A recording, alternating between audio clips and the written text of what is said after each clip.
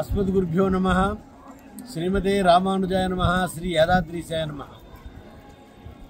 తిరుమల పుణ్యక్షేత్రం వేదోక్తమైన పురాణ ఇతిహాసోక్తమైనటువంటి మహా పుణ్యక్షేత్రం భూలోక వైకుంఠం.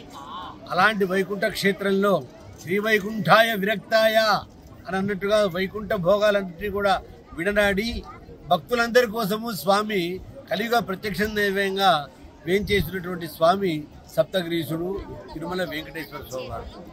వారి సన్నిధానంలో ఆగమశాస్త్ర ప్రకారము కైంకర్యాలన్నీ బాగా నిర్వహించాలని చెప్పేసి కొన్ని వేల సంవత్సరాల క్రితమే ఆనాటి నుండి నేటి వరకు కూడా జీరస్వాముల వ్యవస్థను, అర్చక పాచక ప్రచారకాది వ్యవస్థను మహావైభవంగా తీర్చిదిద్దినారు. నాటి నుండి నేటి వరకు అర్చకులు, సానాచార్యులు, జీరస్వాములు అందరూ కూడా స్వామి వైభవాలకు నాంది ప్రస్తాపన వాక్యంగా మహావైభవంగా నిర్వహిస్తున్నారు.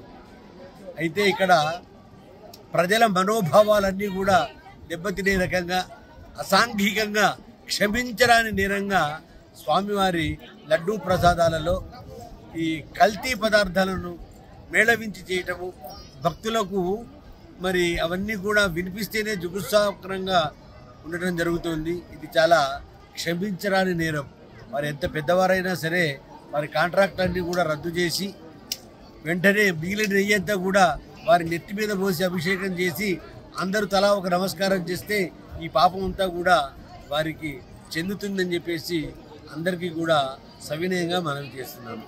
నేను తిరుమల తిరుపతి దేవస్థానానికి వైదిక అడ్వైజర్గా ఉన్నప్పుడు కూడా ఇలాంటి ప్రశ్న వస్తే స్వామివారి లడ్డూ ప్రసాదాన్ని ప్రసాదం అని అనాలంటే కనీసం స్వామివారి మడప్పలిలో తయారైనటువంటి కొంత లడ్డూ భాగాన్ని ప్రసాదాలలో కలపండి, అది ప్రసాదం అవుతుందని చెప్పడం జరిగింది. ఆనాటి ముఖ్యమంత్రి వర్యులు వైభవంగా దాన్ని నిర్వహించారు. ఎన్నెన్నో అతి క్లిష్టమైనటువంటి సమస్యలను పరిష్కారం చేయడం జరిగింది. ఈనాడు స్వామి ప్రసాదాన్ని ఇంత కల్తీ చేయడం అనేటువంటిది హిందూ ప్రజల మనోభావాలకు దెబ్బతినేటట్టుగా ఉంది. దయచేసి ప్రజాధికారులు కానీ, ప్రభుత్వాధికారులు కానీ, భక్తులు కానీ ఇలాంటి భగవద్ అపచారాలను